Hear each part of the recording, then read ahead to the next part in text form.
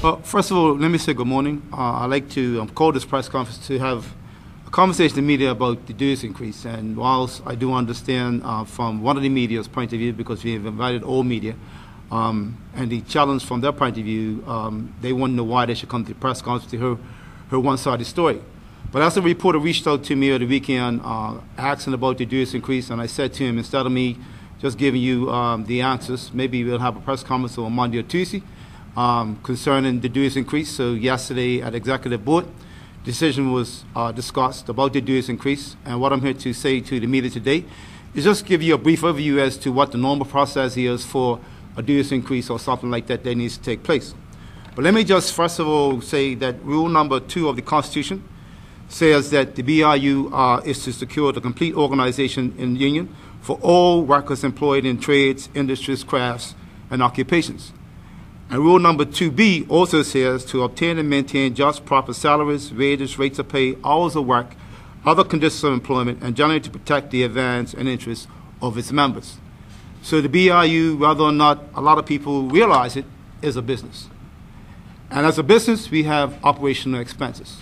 Those operational expenses are mainly covered by dues. That's what they're mainly covered by. They have been since the union was formed over 60-odd years ago. So in accordance with the Constitution, rule number 11.3 in particular, it talks about the nomination and election of officers and divisional resolutions. So what happens each year preceding the conference year in the months of October and November, each division will meet to nominate a slate of officers that they want to run for them for the next 4-year period when the conference convenes March of the next year. And they would also draw up any resolutions that they might have. Whether it's to resolution, and let's just use one that was this year, to rename the multipurpose hall Sweden and Bowl Hall.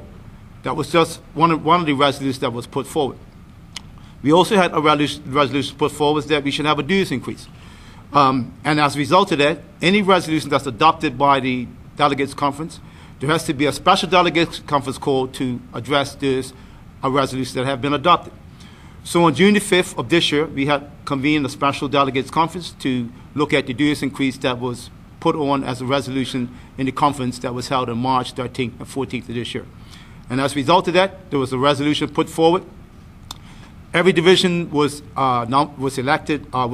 represented at the conference, and once the resolution was put to the floor, it was voted on and it was passed. So each division, as I said a few moments ago, in the months of October and November of the preceding year, would have met to draw up different resolutions. And we've had a few divisions came together and put forward resolutions for a dues increase. So that's just an overview as to how the process for the dues increase took effect. And not enough, once that takes effect, it's not automatic. The General Secretary then has to write to the registrar, because any chances in our Constitution, according to what it said, what the Constitution says, we have to write to the registrar for those approved changes. If the registrar writes back and says, BIU, you can't have a $2 dues increase, you can have $1.50, or you can have whatever, they have a right to say not to adopt any of the proposed changes to the Constitution. They have a right to say that. Fortunate enough, most of the time when we've written to make changes to the Constitution, they've written back and given us permission to go ahead and do it in accordance with what the Constitution says. So I thought we should just clarify that because, and that's a normal process that has happened for over 60 years now. Nothing different. I don't want anybody thinking 2014 the BIU is doing something different than what we've done in the past. Prior to us having quadrennial delegates conference, we had biennial delegates conference. And then before that, we had annual delegates conference. So we progressed. We went from annual to biannual, now to quadrennial, having quadrennial conference every 4 years now. So I thought I'll put that out there for the media just to clarify exactly what the normal process is, what normally happens, and how we go about getting a dues increase. So that increase in dues doesn't come from the Executive Board, it doesn't come from the General President, it does come from the General Secretary. Divisions put forward those resolutions, and once those resolutions are adopted, then we are bound to carry those resolutions out. Any questions? When was the last increase? The last increase would have been approved in November of 2007, but put into place, I think, in May or June of 2008. I have 3 questions. Sure. The next question is, your membership numbers are up, down, or up? Your numbers are last. Well, what I would say to you, I think the membership has been fairly stable for almost the last 10 years now. We're running between 37 to 3,800 members on average. We've been able to maintain that level of membership for a period of time. But as expenses continue to rise, whether it's the cost of electricity, whether it's the cost of maintenance, whether it's the cost of professional fees, as those costs continue to rise, so the union needs to address those kind of costs. And having not had a dues increase since 2008, some 6 years ago, you can appreciate that expenses continue to rise. And my last question is your annual budget. What is your annual budget for operations for this? Well, let me just say to you, I don't think that I want to be here telling you what the BIU's annual budget is. We have the treasurer here with us, and basically, a budget is presented to the executive board. That budget is taken to the general council, and we discuss the budget as to whether or not it's feasible to reach certain things. And I think that's the business for the membership. It's the business for the general council. It's the business for the executive board, and certainly the business of the membership as it relates to the budget and those sort of things. Now, remember now, the BIU has so far audited returns, and we're up to 2011. We're doing some work on 2012 now, so you're able to go to the registrar and get a copy of their statements from time to time. And that's about all I can tell you as it relates to our budget. The question I had was similar to Trevor's. I mean, the fellow who contacted us was implying that there was an unfair amount going to the executive of the BIU as opposed to the members. I was hoping to get maybe a breakdown of what what the money goes towards. Well, all I would say to you is that we have operational expenses, and as I said to you a few minutes ago, just like any other business. Now, when we look at the BIU's wages, I think they're comparable compared to other organizations like us, and I think that I would challenge the media to go, and I don't know how you're going to find it out, because maybe they're not prepared to tell you exactly in some of the other areas that represent workers just like us. But I don't think the wages here are excessive, because bear in mind that the hours of operation here for the organizers and for the official staff is from 9 o'clock until. We don't have a knock-off time. So sometimes we're at 8 o'clock, sometimes we're at 9 o'clock, sometimes we're at 10, 11 o'clock at night. When divisional meetings are being held, we have to be here. So, in a given year, with the official staff, normal 40-hour work week is 2,080 hours. I can tell you that most of the officers around it put value in excess of close to 3,000 hours in every year. So want to talk about salaries? Let's compare that, because we need to make sure we're comparing apples to apples and not apples to oranges. And remember, I want people to understand, the membership, or particularly the public, to understand those wages are not set by the executive board. They are set by the general council. That's made up of all the divisional presidents, vice presidents, secretaries, and assistant secretaries of all the divisions. So anytime we look at to have a wage increase, that has to go before them. We don't give ourselves increases. They are given by the general council.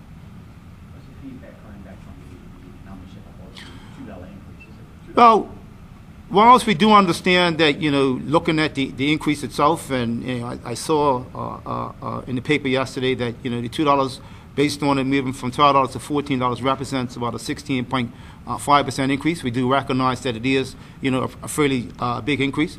But I think when you look at, what the union has done to try to keep its costs down, because, I don't take it very lightly when somebody accuses me of, going home and wondering how I can sleep at night. I've been involved in the union since I've been 19 years old. I've been in the union for over 40 years. The person on my immediate right has been in the union over 50 years. So we don't take those kind of things lightly when we've got to have that kind of conversation.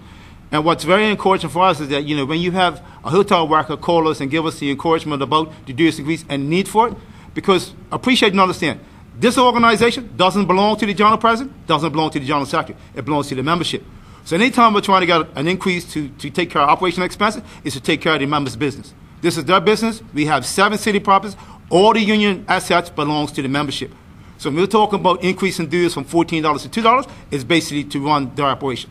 That's what it's about. And also, let me add at this point in time, the official staff haven't had a wage increase since 2010. The support staff haven't had a wage increase since 2011. We've all been on furlough days since October last year, so we're 10.5 months. So I would like to thank the support staff, because I know it's been very difficult, right? For the last 10.5 months, having been on a furlough day. It's extremely difficult, but we do recognize that once the government workers took that furlough day, we had to make a decision or to cut expenses to either, have rotational layoffs, or whether people will give up a day. So everybody decided we'll give up a day to try to cut some expenses. Kevin wants to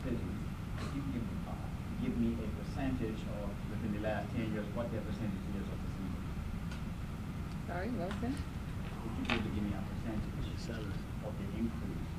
What's the 6 years since it's been increased? Since 2008, yeah.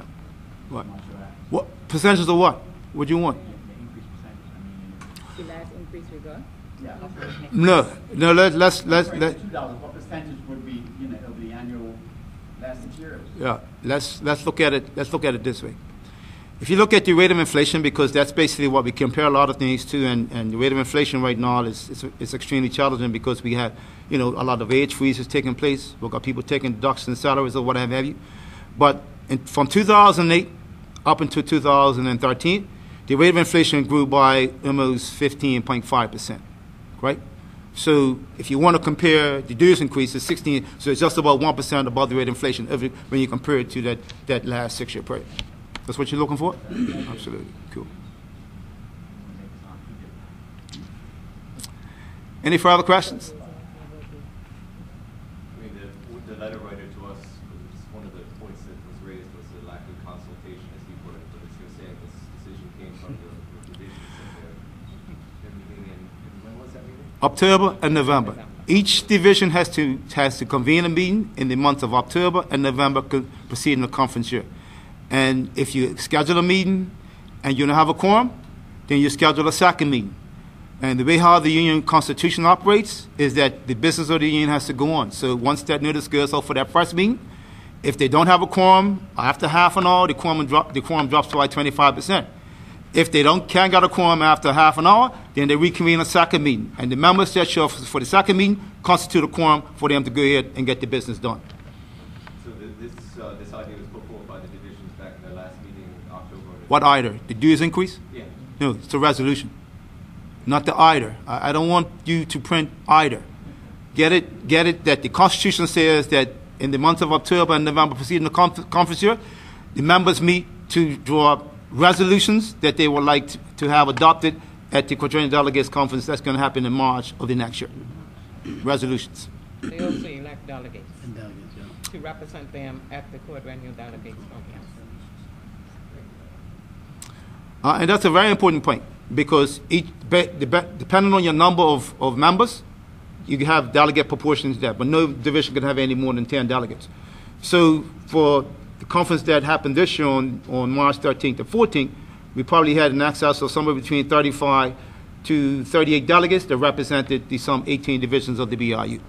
So you would range from a minimum of 1 delegate up to a maximum of 10 delegates for the various divisions, depending on your number. And they were assigned or nominated to carry out the business that they were of the division of the meeting that was held in the month of October and November of the preceding year. Okay?